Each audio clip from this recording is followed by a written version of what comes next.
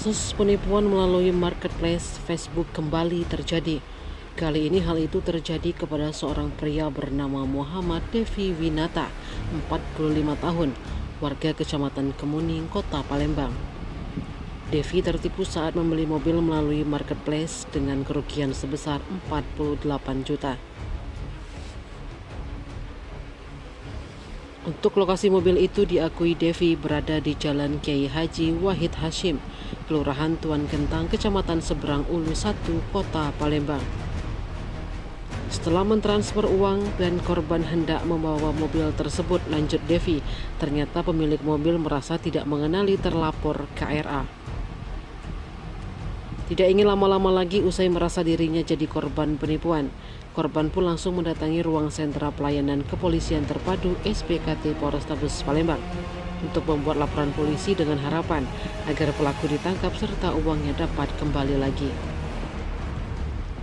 Sementara itu, Kepala SPKT Polrestabes Palembang Kompol Padeli membenarkan korban telah membuat laporan polisi dugaan tindak pidana penipuan atau pembuatan curang sebagaimana dimaksud dalam pasal 378 KUHP.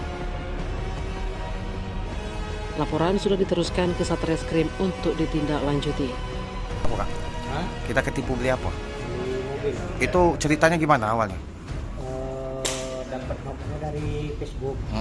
Terus di kasihlah tempat lokasi mobil. Terus di lokasi mobil, kita lihat mobil, lihat surat-surat lengkap, tapi pas transfer ke yang kita berhubungan, ternyata nggak kenal dengan itu. Kok kita percaya sama itu? Ya sudah disetting sama dia, punya mobil dia itu, dititip sama kakak iparnya.